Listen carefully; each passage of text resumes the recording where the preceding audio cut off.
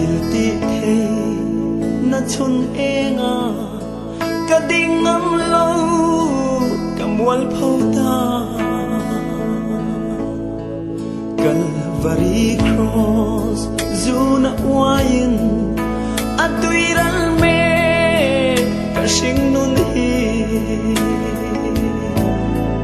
min fan zau nge ka lei ril hi